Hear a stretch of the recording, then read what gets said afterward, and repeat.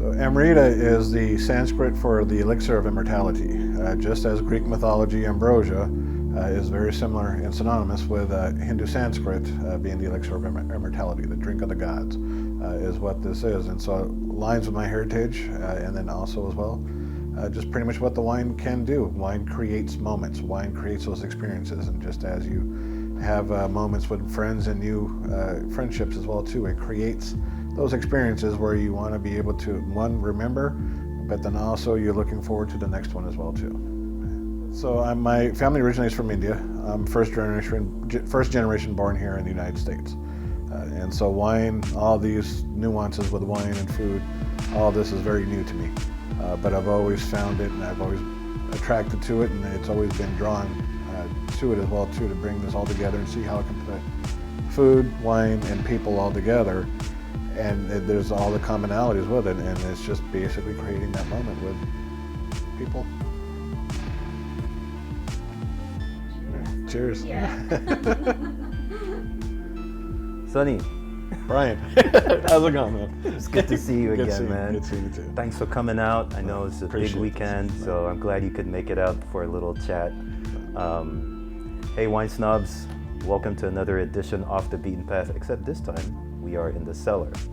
I've met Sonny. He's a winemaker over at Amrita, and I met him a while ago and tried some of his wines, and I just love them. They're exactly the kind of wines that I love: small batch production, artisan wines, and especially Pinot from Sonoma. That's what got me. But yeah, welcome, Sonny. Glad to be here. Thank you for the invite. My pleasure. So before we even get into it, you had some news that you were sharing. Yes. Your wines. Yes, so we recently heard from the Orange County Wine Competition, and both of my 17 and 18 Pinot Noirs, my first and second vintages, won bronze at the Orange County Wine Competition. Wow, congratulations. Thank you very much. It's definitely an awesome recognition. That's a huge validation, of Yes. everything you've been doing. Yes. I can imagine, it's a lot of work goes into making just a drinkable wine, let alone a good wine. And for, I'm guessing in Orange County, there's no slouch as to the wines that get submitted in there and to be able to take bronze home. No, definitely being recognized at that level so early in my time, being able to make wine is definitely a great recognition. I love it, especially for wines that were made 5 and 4 years ago. So my first vintage being a 2017 and my second being a 2018. And all the way through this, and just submitting this now for the first time 5 and 4 years later after bottling, and to have this recognition still. And that's always something that I've always wanted my wines to be, was something to drink now, or if you wanted to cellar it and put it in your cellar for some time, you can have it then as well too. So just like a now and later, something you don't have to have right away. If you want to lay it down for a while, you can too. And so being able to recognize it at that time in the bottle, and having that recognition, it's awesome, and it validated a lot for me as far as what I'm doing, and it's showing me that I'm on the right path and how I see the blueprint for my wines. That's awesome, and especially just for an artisan wine to be recognized on that stage, even at especially one as small as yours, because you do very small batches. Yes. Right? And for it to be recognized, very often you get a lot of wines that make it through, on some of the bigger stages, have a lot more resources behind them and a lot more operations. Definitely. But, if I'm not mistaken, this is essentially just you and maybe a few other people. Yes, it's myself and 2 of my other business partners, and so the 3 of us, we're wearing multiple hats, and we're wearing many hats in this, and trying to, one day you're doing operations, one day you're doing marketing and sales, and next day you're being a call center. So you're just trying to make something happen, but it's keeps us on our toes. But definitely enjoying the time that we're able to do this, and just seeing where we can take ourselves at. Well, congratulations, man. Thank you, appreciate it. What vintage and what wines did you enter? So my first vintage being 2017 Sonoma Coast. This was actually produced 3 months right before the new AVA release of Petaluma Gap out of the Sonoma County AVA. So now the area itself is now known as Petaluma Gap. My 2018 is a Russian River Pinot Noir, and so definitely very close to each other as far as like where they're grown, but again, with the microclimates we know in California, that little short distance means a lot to the grape itself when we talk about terroir, but basically Absolutely. The environment, the impact that it has on grapes and wine itself, all of that makes a big difference.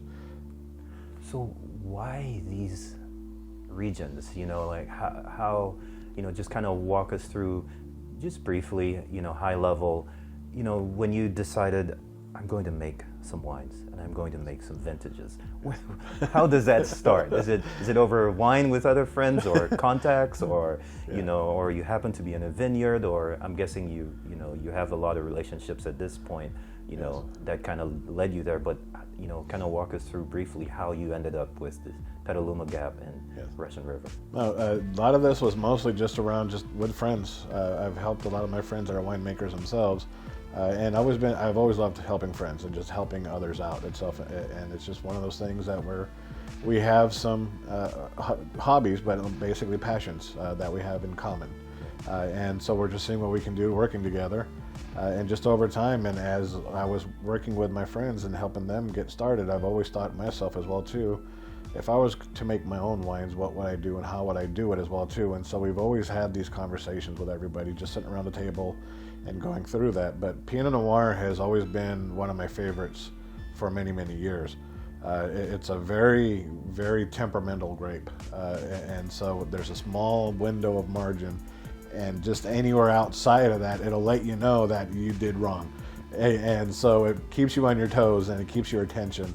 And with myself, it keeps me focused at hand as well too. And so I've been always able to love Pinot Noir for many, many years. And so just going through that and understanding that and the challenges that grape can do when you look at it from that standpoint, I've always sought it. Even wine, it's grapes, but again, it's something that has life to it, and it offers those challenges. And I saw that. And Pinot Noir loves sun, but not heat, and so that's where I saw Sonoma being able to give all those factors that would make and help a Pinot Noir grow in its right climate that it would want to be in. And so again, with the Sonoma coast, it was one of those things again, just the area it was in, the cool climate, it still gets the sun, but definitely with the Petaluma Gap, that once that marine layer starts coming in and that cool sea breeze starts coming in through it, and it just touches the grapes. I like that because, again, I think anybody loves those moments too. When you go to the beach or anywhere else, you have the sun on your face, but as soon as that breeze comes in out of the water, as it starts cooling off, it just relaxes you a lot more and just makes you feel good. And so I've always liked how that was. And so that was how pretty much we came along with going with Sonoma Coast for the first vintage. Russian River has always been something, has always been a highlight, especially with Pinot Noir. With that grape, but then along the whole lines of it, a lot of growers and a lot of hard work has gone through, and almost each time, each evolution of harvest almost makes it a picture-perfect grape and a wine that comes through it. It has its challenges, but again, that everything that still comes through with the hard work and the terroir and the environment, it all comes together in one picture and tells its whole story within those time from going from a grape all the way through to becoming a wine. It can't have a better story than what a Sonoma Russian River can do with Pinot Noirs in that whole area. But I've been around grapes for almost 30 plus years, and so I've been through all the valleys, Central Valley, Napa, and Sonoma Valley, and gotten to know a lot of great people. And it was just one of those times when they heard I was starting my own venture, they're like, what do you need? And awesome. So it's always been great being around that great community of just basically growers and other winemakers.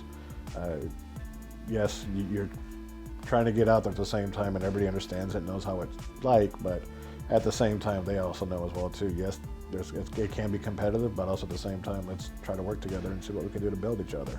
I love it. I love it. A lot of that really resonates with me. I love Pinot too, and I often get queried, by the audience, why are you always posting about Pinot? Why are you so much Pinot? You know, what is it about Pinot? And so I did one video, which I need to sit down and actually do a proper one explaining why. But you know, all the points you made, it's a very delicate grape. Yes. It starts in the vineyard. So if you don't grow good Pinot, there's no way you can fix it in the cellar. Correct. So you have to start there, and that's half of the journey. And after that, you almost have to become really good at staying out of the way. Yes. And understanding, you know, coaxing it and sort of being a steward and bringing it to its, you know, its faithful expression. Definitely. It's not as malleable, and it's very transparent. Yes. So if you mess something up, it's going to be unforgiving. Correct. But if you make it right, Yep. it's going to be an amazing wine. True. Very true. And so one of the things that jumped out at me the first time I met you was you were tasting pretty much just Pinot. Yes. And so one of my, if not my top varietal of choice. Yes. And it was from easily one of my top 2 or 3 regions. For Okay. Pinot. Okay. You Nice. know, Sonoma. Yes. I think it's right up there. Sonoma. I think there's Sonoma and the Santa Barbara region down there. You know, Yes. the Central Coast there. Definitely. Santa Rita, Santa Lucia, all that Central Coast region in general, and Willamette Valley. Yes. And those 3, you know, and so when you said, oh, Sonoma Pinot, it's like, I gotta taste it. Because I've had so many Sonoma Pinots, and I was like, let's see, I wanna see it shine through, and they really shone and stood out, and I thought it was impressive for us, you know, smaller batch, a small operation. So, did you make wine before this? Yes. Obviously you had to. Yes, yeah, no, definitely. My background, I have a lot of science in what I've been doing career-wise, but also like some of my friends I graduated with were in the enology program where I went to college with, and so those that I got to meet along the way as well too. We've kept in touch over the times, and as they went on venturing and working for wineries, and then as they were able to evolve in their career, they were able to starting their own personal projects. And as we kept in touch and talking, you know, like as soon as they're like, "Hey, I'm going to be starting my own project," and I'm like, "Say no more. What do you need? What's going on? Let's do this." And so I've been fortunate enough to be able to travel to wherever they were at and work with them and creating what they wanted to do. And it was just one of those things that it just always evolved into. And like I said, I've always enjoyed helping others. So how long have you been in and around the winemaking process? I've been around winemaking process for a little over 20 years. So Wow. 30 years in vineyards and about a little over 20 years making wine with friends and just being around the whole environment of just making wine. So it was high time. That Yes. A lot of my friends kept saying to me as well too, is like, okay, you need to stop messing around. When are you going to start making your own wines? And I'm like, I enjoy helping you more than anything. It's like, yeah, no, we're not falling for that anymore. You need to start your own project, and you need to start doing this, and quit wasting. Just do it. Yeah. And I'm like, okay. And so, pretty much with friends and family, as I started having discussions with some of my close friends and family members, I had the encouragement, and I knew that wasn't going to be an issue. It was just myself going through and getting that courage and making that next step, and just being able to step through the door. And okay, let's do this. It's now or never. You can keep talking about it, or you basically start doing it. And so it pretty much, like I said, it was challenging me and to just get myself out there. And so I'm glad you did. I appreciate that. Thank you. So today we are going to look at all 3 wines you have of your lineup. Yes. Right. And so walk us through this first one. This is a white. Yes. And it's a Viognier Grenache Blanc. Yes. So can you walk us through high level? Yes. How that, So no, definitely. Again, just as Pinot is, I'm very passionate as far as being for red wines. Viognier is the same level of passion for me as well too for white wines. A lot of people make great cabs and merlots and chardonnays, but there's so much of it out there, and I wanted to be on a non-traveled path, not so much, and so that unbeaten path and just try something different. Yes, there's quite a few people doing Pinot Noirs, but there's not as much as people doing cabs and merlots and chardonnays. And so that whole part of it itself, that also drove me to it as well too, because again, being able to just make your own path and just regardless, and yes, marketing can have some influence to you, but at the same time, you want to be able to put some of yourself into it as well too. And so I wanted to be able to at least create something that was along the lines of what I love to work with, and then along the lines of what I wanted to be with. And Viognier was just the same. And so is Grenache Blanc. So again, just like Pinot Noir, it's a South Rhone grape, and so are Viognier and Grenache Blanc. I love that region, and I love that area and the grapes that come out of that area as well too. And so a lot of those, again, like I said, now in California, Sonoma County tends to have all those little microclimates all within those areas, just as well as other parts of the country, like in France, where you can grow some of these grapes and it suits it well. Sonoma does as well too. This blend is also a Sonoma County along the Sonoma coast as well too. So these are considered cool climate grapes as well too. And so Viognier being very light and crisp, the Grenache Blanc is in there for a little bit more backbone and some depth to that as well too. And so again, going along to that same path of being able to have the wine now and later.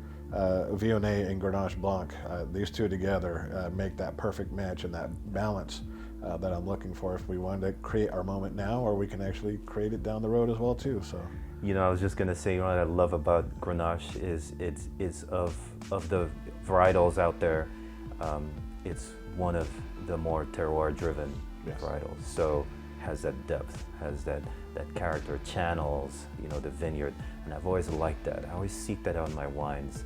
I think that's probably why I gravitate more towards reds, but I love it when a white does that as well. You know, you have a little more terroir in there. There's a lot more dimension kind of going into the back.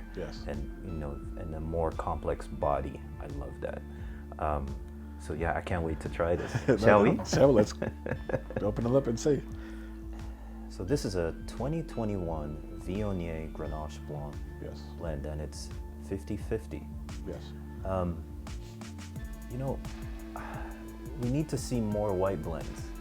It's unfortunate that, you know, there seems to be a singular focus and obsession with single varietal whites, but just the mere fact of the winemaking, the white wine making process, where you deprive it of skin contact, you eliminate potential for so much dimension. And then furthermore, you do this single varietal when really you need to start having complementing varietals in there.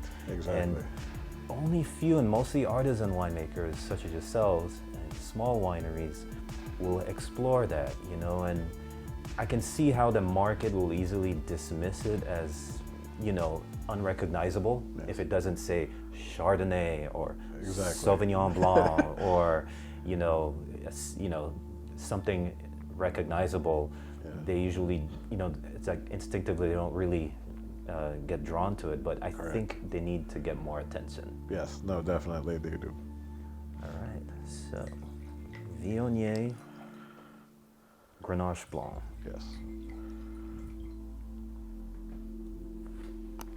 Ooh.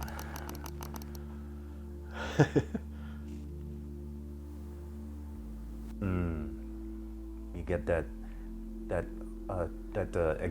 exotic kind of tropical fruit from the Viognier. And you get that there's an earthiness, kind of a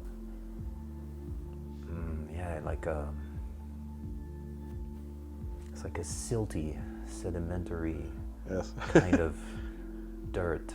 That's on the coast. No, definitely you're picking up. Oh, that's nice. That's nice. Start picking up the little mango and the little papaya coming through, but definitely some good tropical fruits.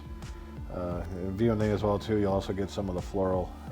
You'll start getting some jasmine and the honeysuckle, which is very known for Viognier as well too, and they'll start coming through. And I think that's what Viognier lacks on its own.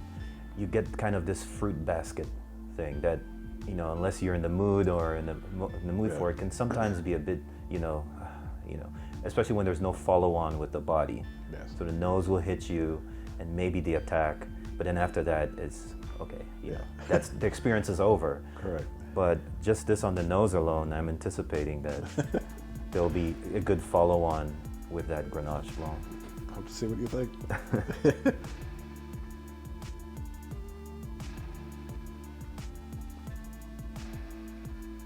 Wow. So all that party is in the nose, Yes. and it's almost pretty close to separated. The Viognier lives in the nose, Yes. and the Grenache Blanc dominates the body. Yes. Immediately, you just get it's a slightly weighted, slightly viscous, ever so slightly. There's some good minerality in there. Yes. It kind of wets the palate, draws that moisture out. I like it. Doesn't dry out too much. No, it just makes it. A lot of some of my friends that have had this, they use the comment being juicy. Mm-hmm. So you get still some of the in the front. You still get a lot of the tropical fruits coming up in the front. Yeah.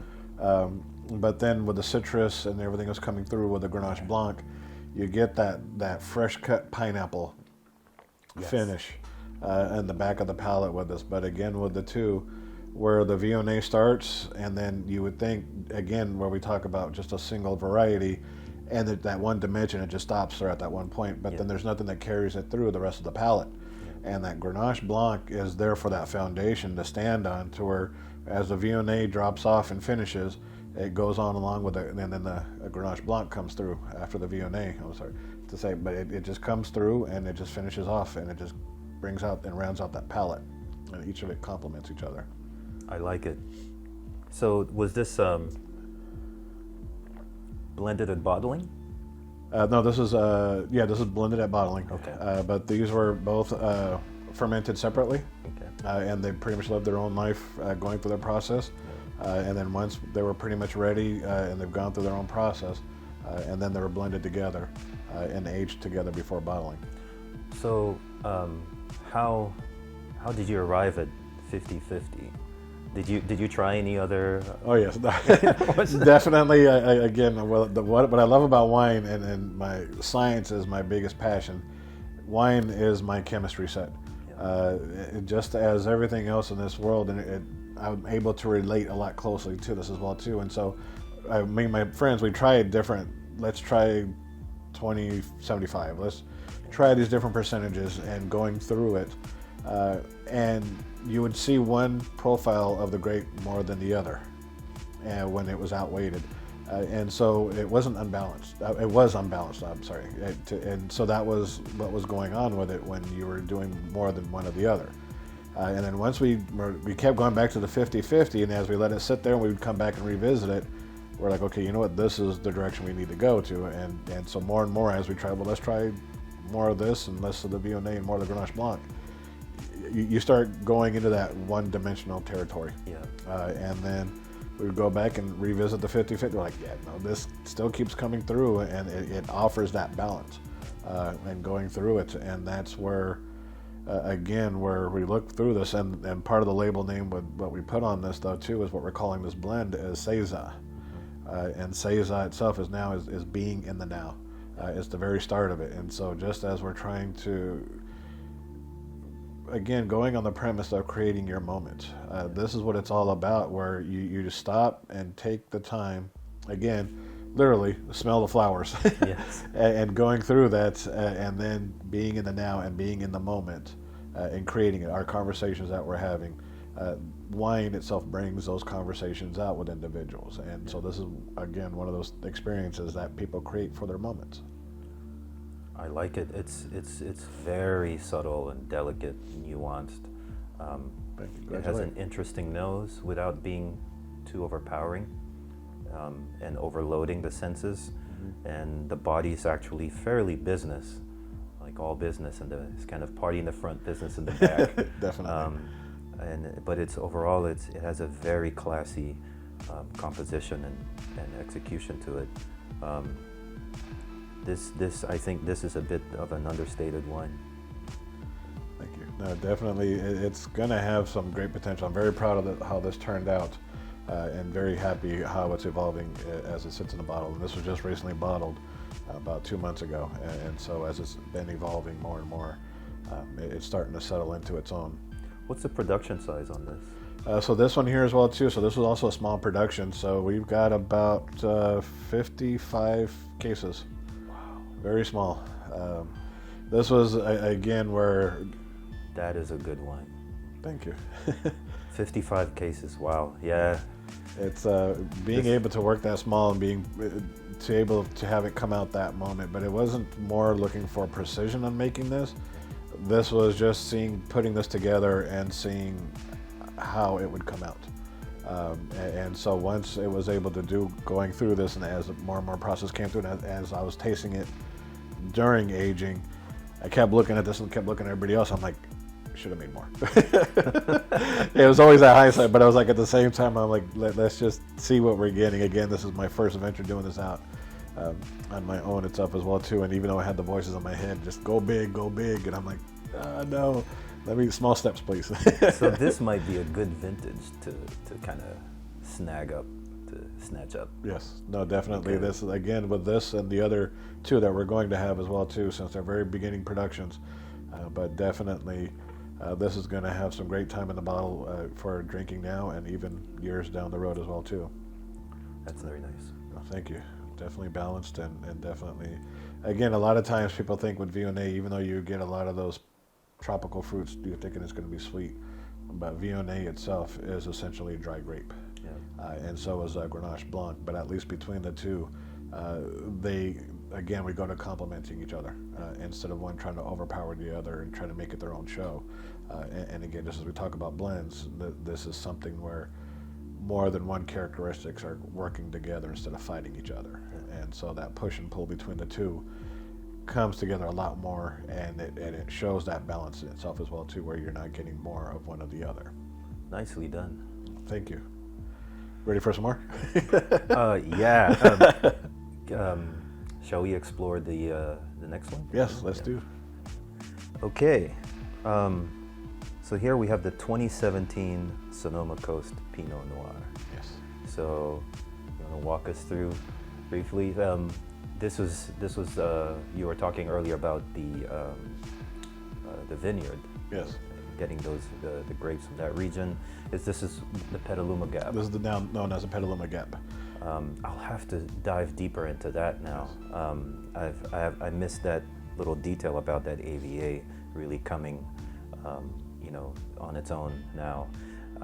So that'll be interesting for me. Yes. So just kind of broad tech sheet type stuff. Yes. How many months? Do you have any of that off the top of your head? Yes, no, definitely. So this was aged 11 months in oak, French, and neutral.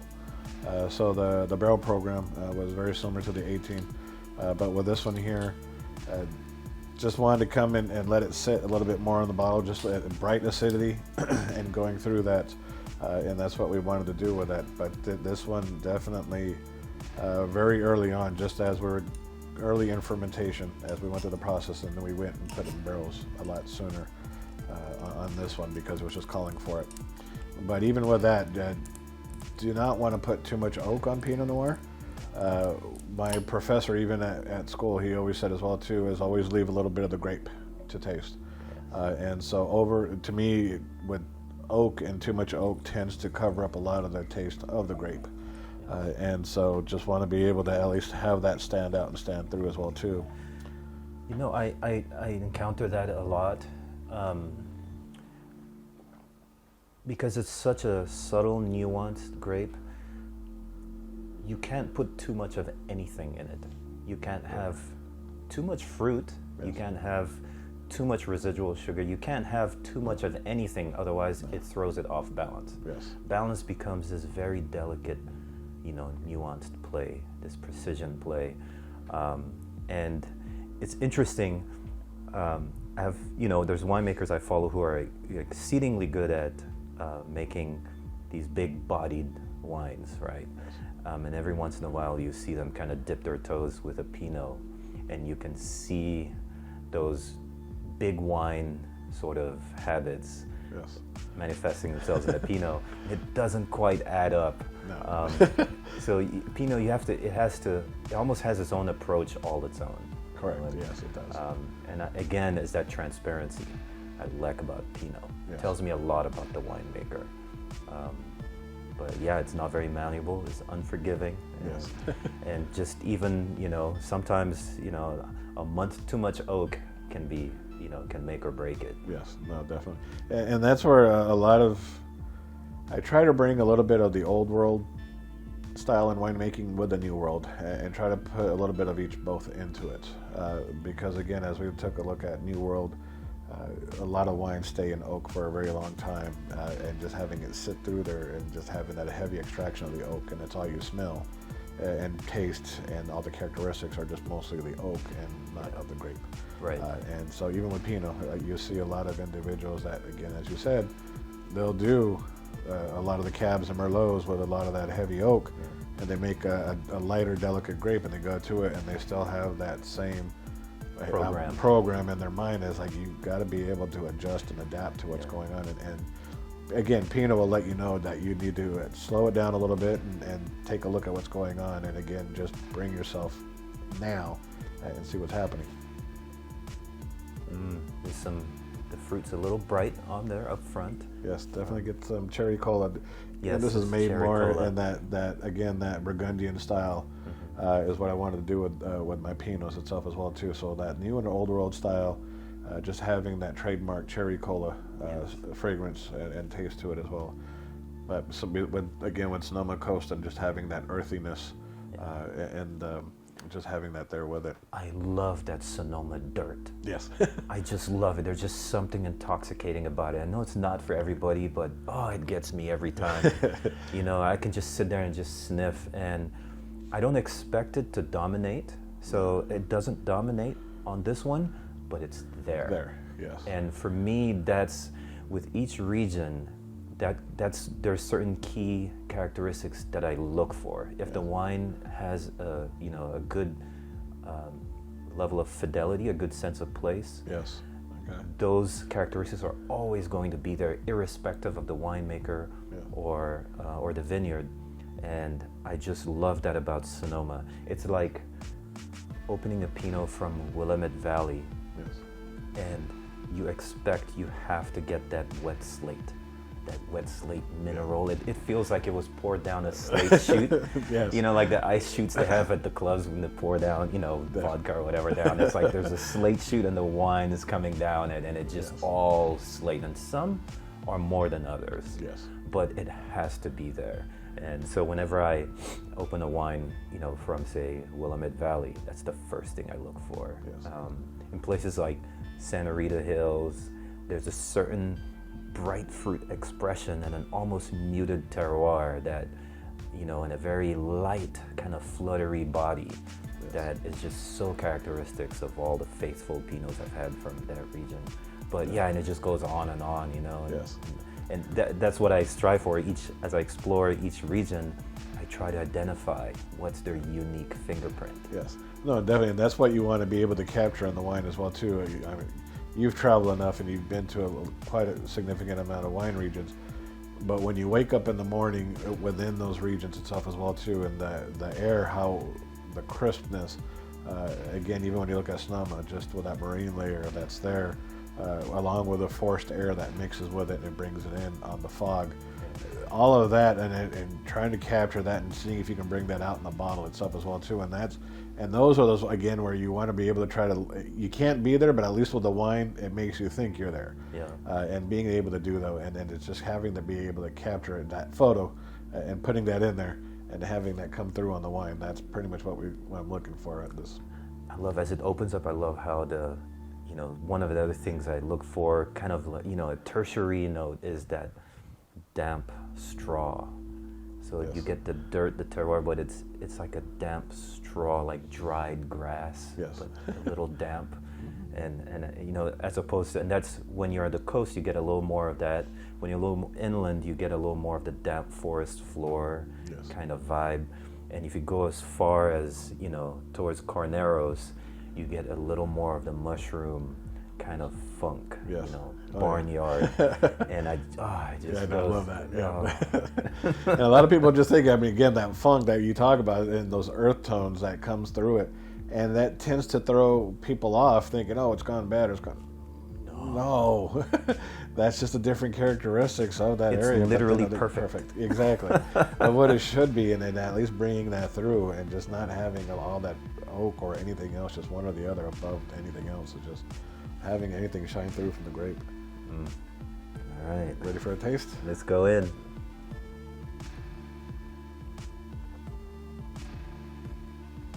Yeah, it's Sonoma. It's Sonoma. Definitely. Nice play on the neutral oak there. It follows up and comes more towards the finish there, and kind of, kind of holds things through a little bit. Yes. Very soft, gentle finish. It's actually pretty dry. Yes.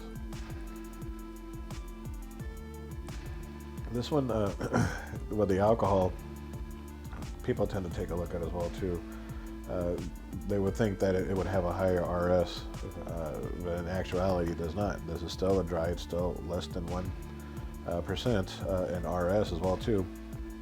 So again, still having that dry, but even with it, again, when you look at a balanced wine, I look for not only the alcohol and the acidity, but then also that residual sugar. You still want to have some in there, but you don't want to have too much in there. Again, having all of those components and being able to come together as one, or again, where they help each other out. Yes. And this is one of the things that I do with my reds as well too, is with that high acidity, I use that to help in the aging. Even during the process and aging, and then even in the bottle itself as well too, I do not process with a lot of sulfites. And so with that as well too, so again, people think, okay, I need to add the sulfites just to help it, being sulfites, that antioxidant, to help that oxidation from being in the wine. And so people tend to go a little bit more heavier on that. Myself, I'd rather let the acidity be that antioxidant and being able to help, and that also helps age and give that characteristics to wine. And so again, this is something, again, bottled in 2018. This was harvested in 2017. So basically just being harvested 5 years ago, and been in a bottle for 4 years. I love it. I like that approach. Recently I've been running into more winemakers who are kind of going back to basics, because there was a time where they didn't have the technology and the chemistry to preserve the wine or stretch the programs in any one direction, so to speak. And people would harvest by acidity, and they would use that as a natural preservative. Yes. It's a fine balance, especially with something like a Pinot, because if you go too much, then it becomes this sort of it essentially etches the palate. Yes. But then too little, then it goes kind of flat and flabby. You risk having losing, becomes more kind of monotone. But I think this is really nice. It's nicely put together. Having run into more of these minimal manipulation winemakers who kind of follow that philosophy of low manipulation wines and such, they speak more to following the acidity closely. Yes. And making sure that from the harvest it's coming in at the right acidity first. Yes. And then whatever they get, then they start working with that. And using oak to accentuate the fruit instead of just relying on residual sugar and so on and so forth, more extraction to get more of those fruit characteristics through, especially with something like a Pinot. Yes. This is really nice. What about extraction? What's your philosophy there? I noticed this is actually a pretty intense ruby color. Yes. Do you do a little more than usual, or this is just the fruit? This is the fruit itself, so there's not anything else, me doing anything to the color. So this is all coming from the fruit itself.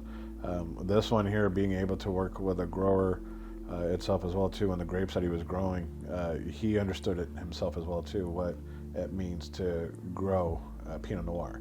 and being able to let the grape do what it needs to do. And so this is just all 100% Sonoma Coast Pinot Noir. There isn't any other grapes blended with it or anything else. This is just the grape coming through. And as it opens up, the cola begins to dominate the entire body. I love that. I love that. Not very many Pinots. I can count on one hand how many Pinots I've had from Sonoma. Probably about 3 or 4 that just cola just dominates so much that, one of them, we opened it and we sat there and didn't know what to think about it. But then after it started breathing, then it just started really coming to life. It's just really interesting. What is that? Where is that from? This is the grape itself. Again, this is when we talk about chemistry. So even the science, even within the grape itself, there are components that would actually let this shine through and come through. The barrel program, the barrel helps bring some of that through as well too. And that's why you see some of, again, when you hear Pinot Noir, and it's very synonymous with cherry.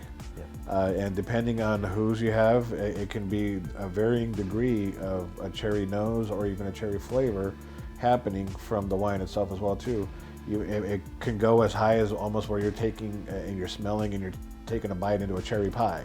Or it could be so much where it's so dry and the acidic is so hard there that you're almost thinking like you're drinking, just like a cherry cocktail or cherry juice or something like that itself as well too. And between all of that and right in the middle, again, if you can find that moment where, again, as delicate Pinot Noir can be, and if you can actually gauge it and get it in that little sweet spot to get it right where it needs to be, you get a little bit of both, but again, not being overpowering over the other. So again, with the acidity and the residual sugar and the alcohol that comes through, it brings it all, again, trying to peak that balance. So you're not getting one more of those characteristics than the other, where you're not biting into a cherry pie, or you're just drinking a glass of almost like cherry juice, or in that manner. You want to be somewhere in between the two to have, I can definitely smell and taste the cherry also at the same time. It does have some sweetness, but it's almost more like a Bing cherry and along that side of it than just being a big maraschino cherry in that sense itself. And so, nice. Just let the wine do its thing, and it'll let you know when it's ready, and try not to coax it where it needs to go. It'll let you know where it's going to go, and that's the mark of a good winemaker. I try to do it, but again, it's one of those things where, again, as we talked about earlier, my go-to, no matter where I go, I always look for Pinot on the menu, or wherever I'm at, I always look for Pinot, and that's where one of the things as well too. I like to see what others are doing with it as well too, because I'm always curious just to see how other artists are doing with their wine and how they're creating what they're doing with their canvas. And this is all does it, and it just helps me gauge where everybody else is doing and what they're doing with their vision of what they're seeing. And it's just a great thing to see with Pinot Noirs. I like it. Cheers. Cheers.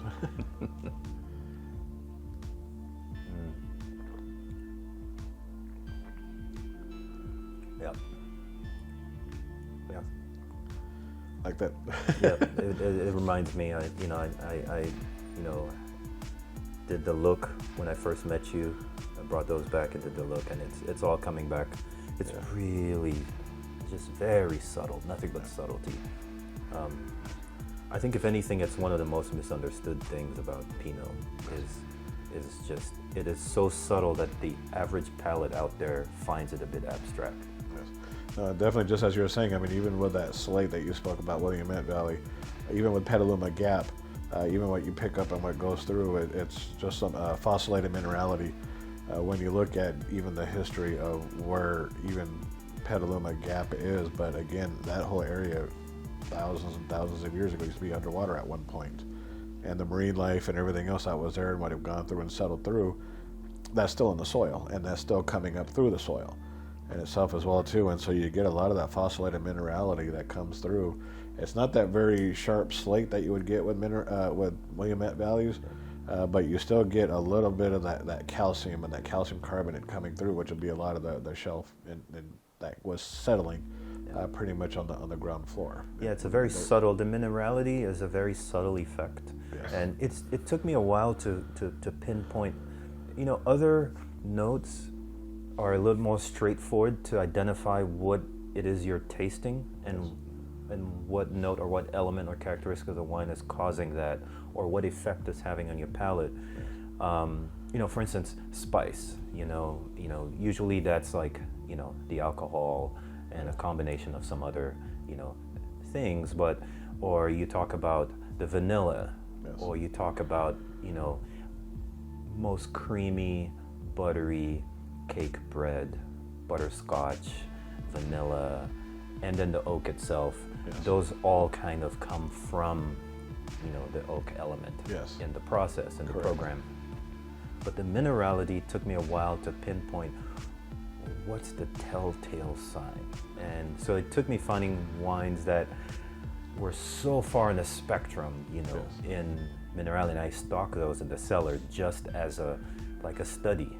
Every Okay. once in a while, I'll have a guest who is really has a curious palate, and I'm like, let me open. Yes. Enjoy this wine.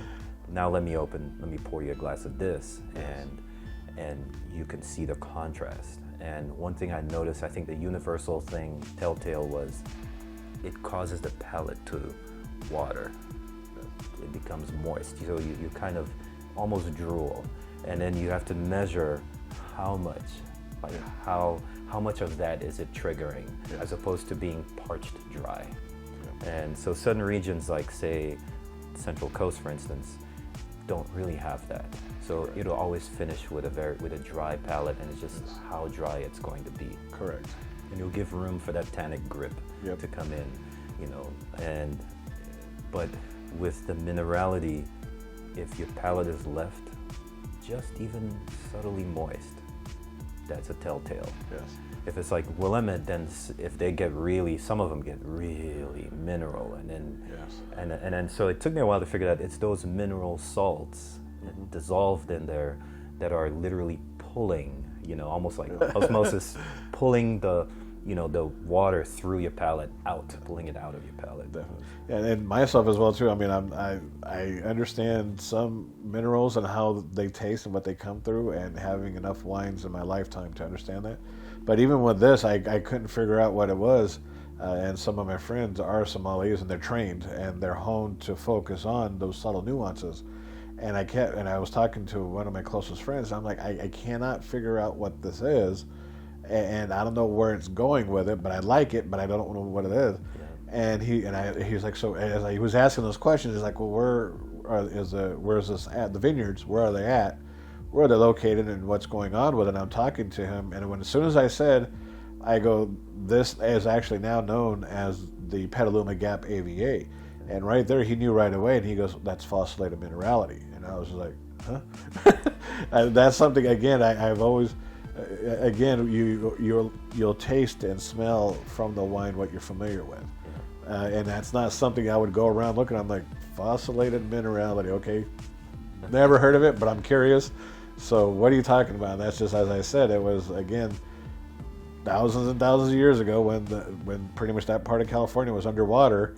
Pretty much, again, it was ocean water, and so a lot of the marine life, it pretty much settled on the sea floor, and that's where these grapes are grown now too, and that's what we farm off of, and that's what's coming through on that. And so it's not the true rocky soils and everything where you'll get like that graphite, where you almost think like that pencil lead coming through, which is very synonymous and you can pick up quickly. And this one was like, I don't know what this is. I'm like, I've never come across this before, because again, even at that time, a lot of the grapes in that area themselves, even though they were bought as Pinot Noirs, but they were used to blend with other Pinot Noirs or other blends, so they never came through or shined through on that for me to pick up.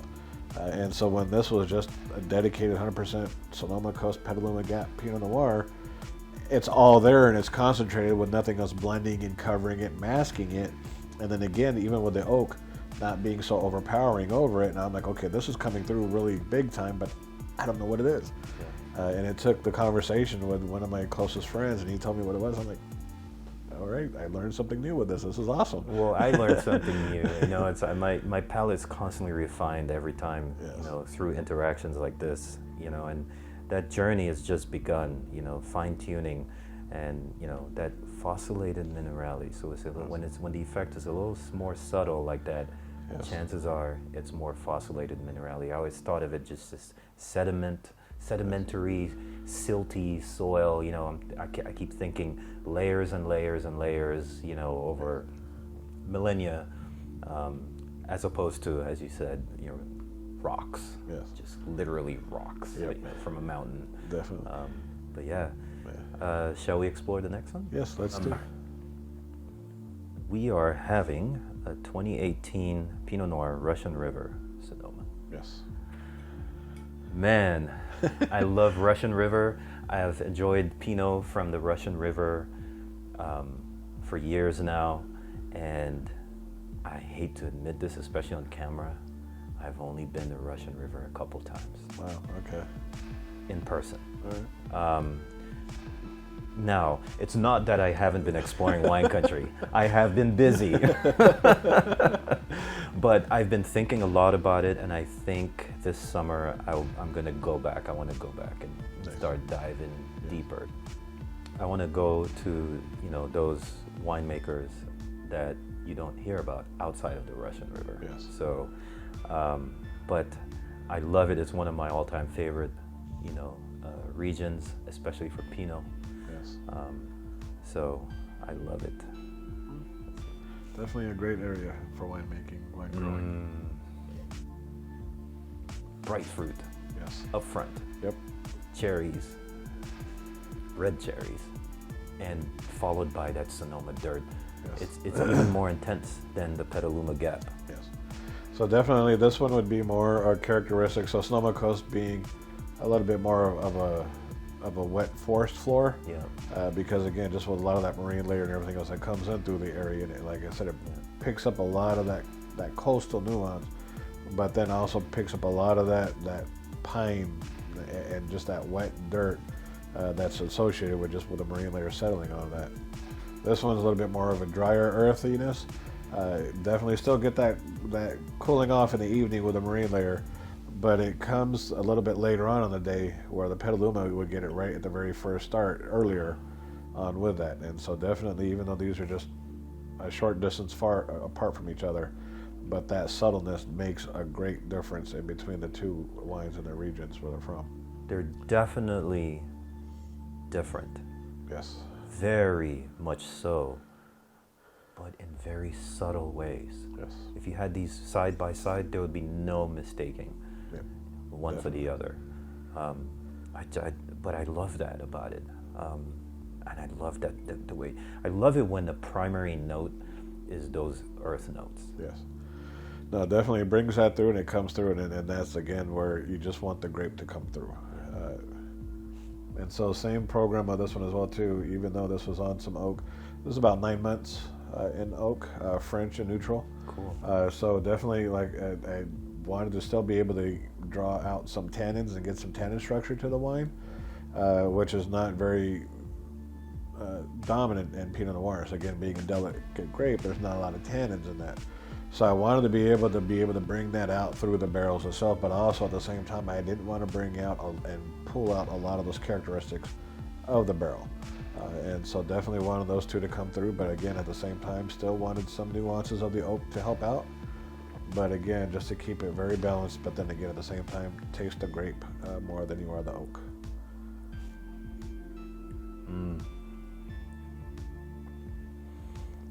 Full body. Yes. For a classic Pinot, full body.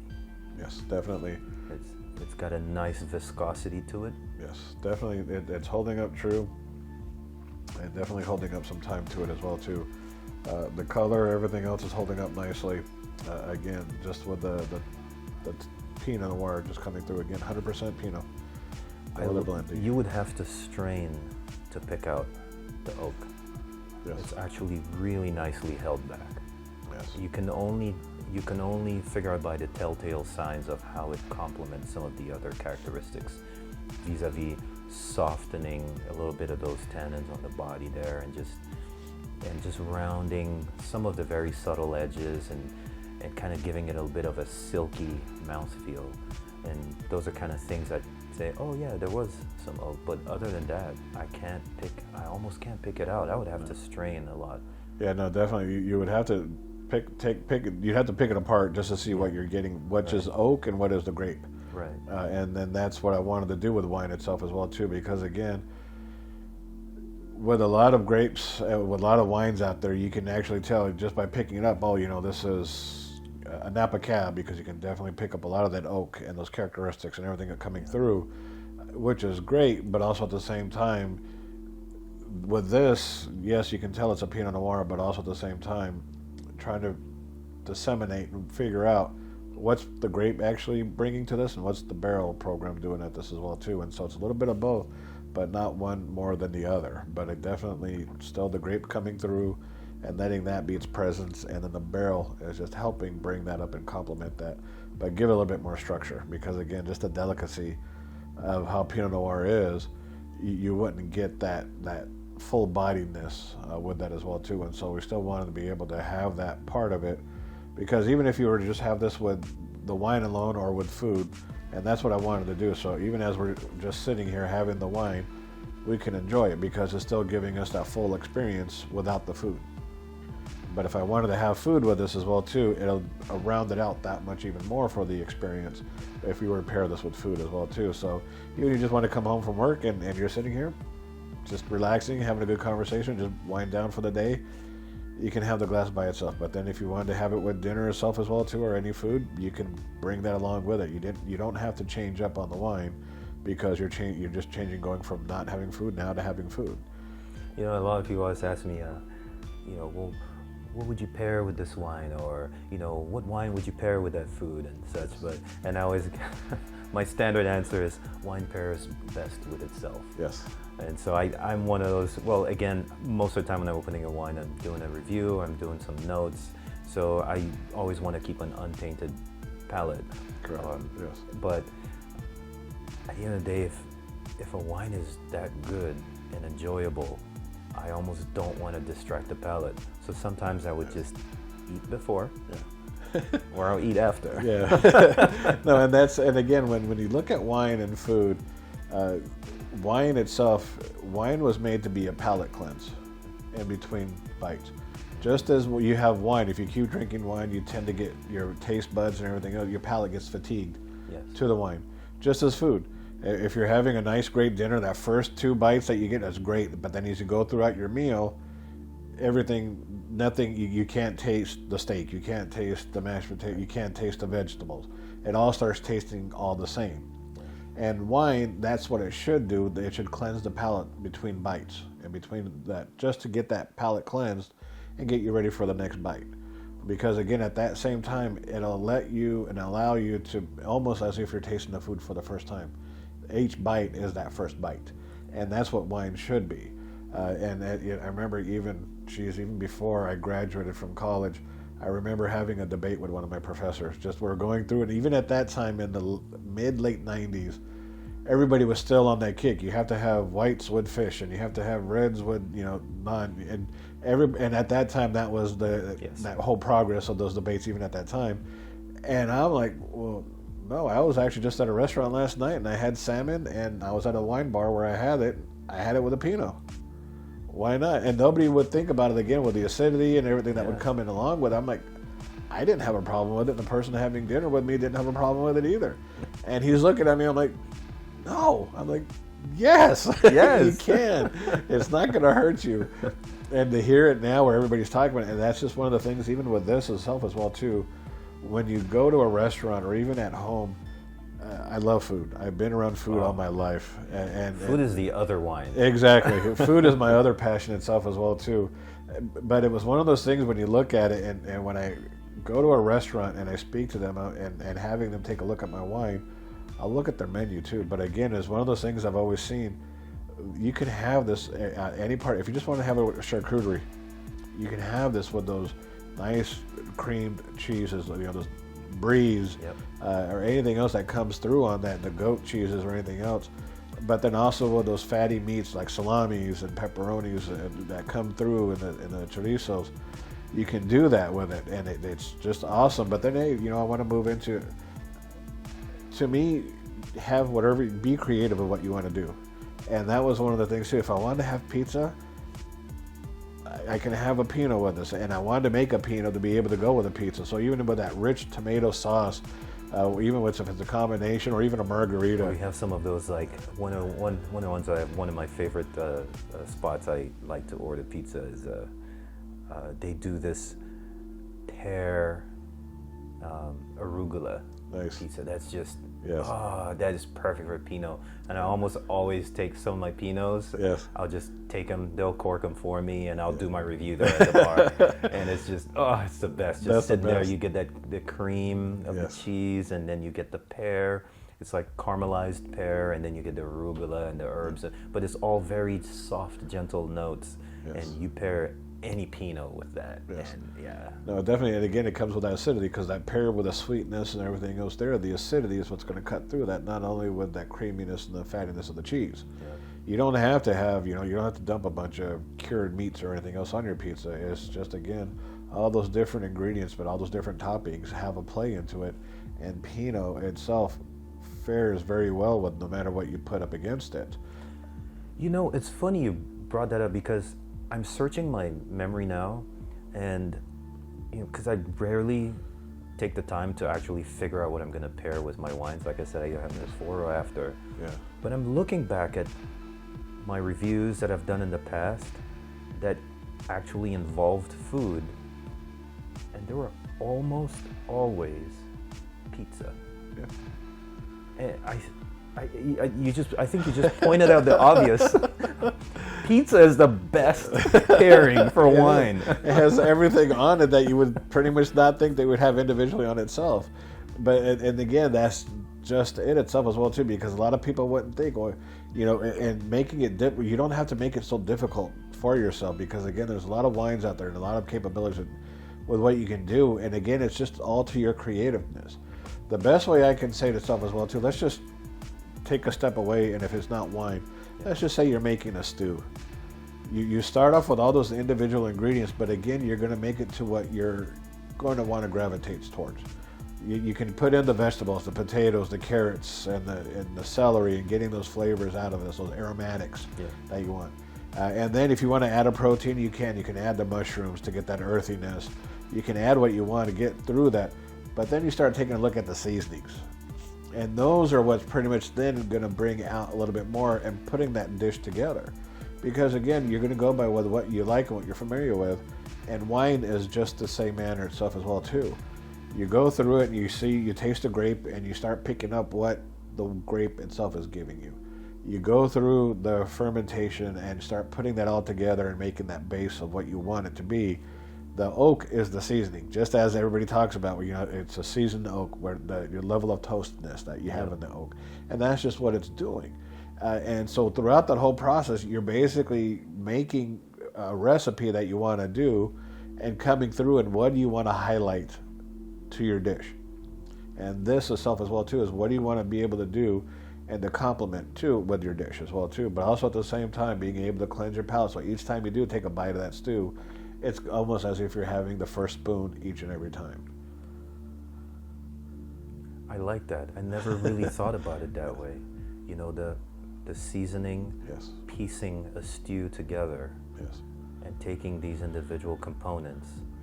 And the barrel is part of the seasoning, and the toast is, how much paprika is and how much cumin is in there, and you're piecing this thing together. I never thought about it that way. Wow, I like it. I like it. Glad you like that. Cheers. Cheers. I love them all. This is amazing. This is the most sippable by itself. Yes. I think the Pinot before could go either way, and it would play very nicely with whatever you wanted to pair it with. It was so subtle that I think it would just address any well-made, delicious meal. It would dress it very nicely.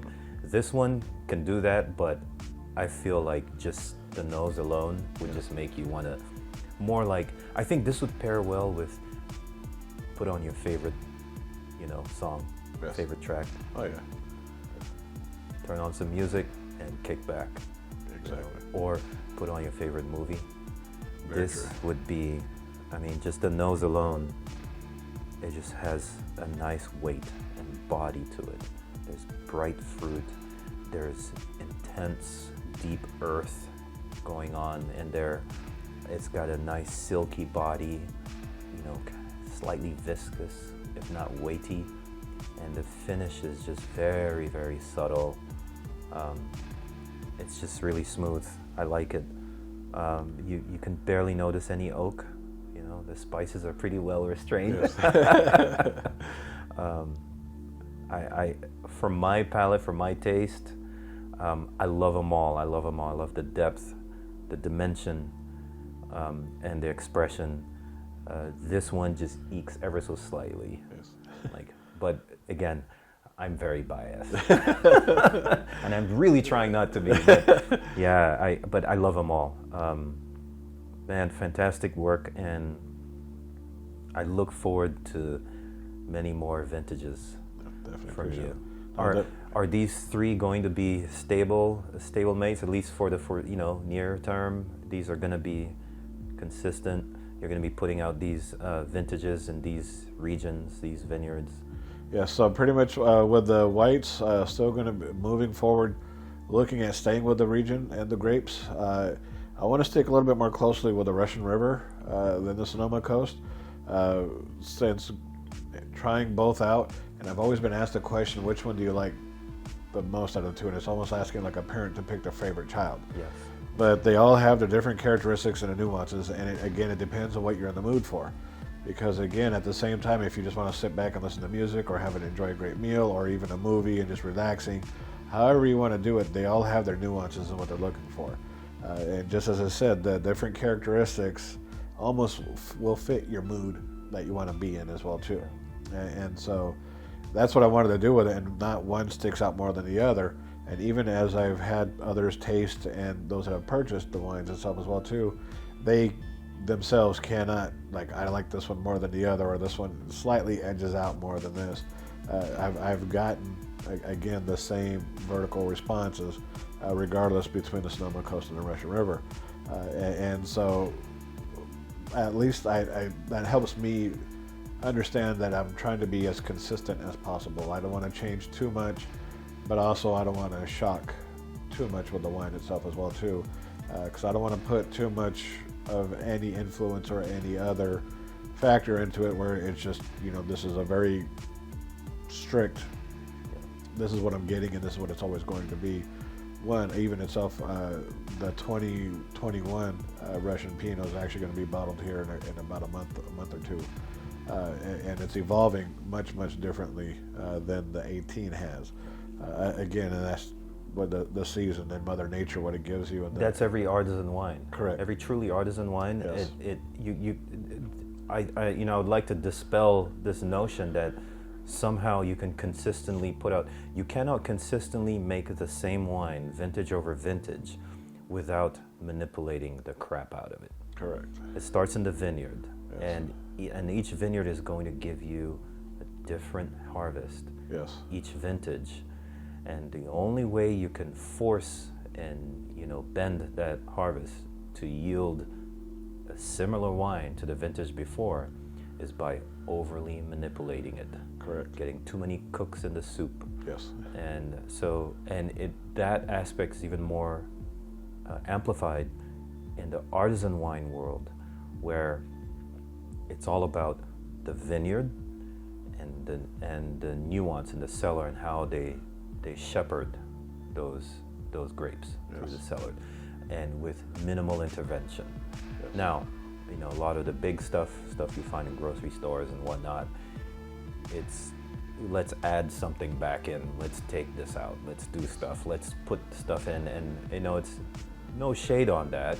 There's a place and a time for those wines, but if you're watching Wine Snob, if anyone's following Wine Snob, they're not here because that's what they want. They're here because they want high fidelity wine. They're not here because they want those wines that are manipulated. They're here because they seek more. Yes. People seek more. People are looking. They feel there's more to wine than just saying, oh, I had a cab from this label, you know, and it was most amazing cab and blah, blah, but you have to take note of the vintage. Yes. And so the thing, I'll just go buy another one off the shelf and it'll kind of be the same. With artisan wines, if you have a wine, if you have a vintage, you need to make note of the vintage, Yes. the varietal, the winemaker, and you need to seek out that vintage as soon as possible because usually it's, as you said, it's a 50 case production. Yes. And you get, you know, these very small productions, and that's how you have that level of dimension. Yes. And that's why I'm obsessed with artisan wines, is because the difference is the most amazing store-bought wine or mass-produced or distributed wine would give me 3, maybe 4 dimensions. Yes. You know, on a really good one, a respectable one. But for artisan wines, 6 is normal. I can pick out 6 different things happening. Yes. And then I sit down and say, okay, all right, let's dig in. And I love that. You know, it's the difference between, I like to say, it's the difference between newspaper print Yes. and oil and canvas, Yes. original art piece. And I love that. And a lot of the folks who make these wines aren't trying to get their work put in newspaper print. They just want to get their art out there. They're happy to share it with us. So Exactly. thank you so much for pursuing the art form and sharing it with us. No, definitely. Thank you for the moment to share with you.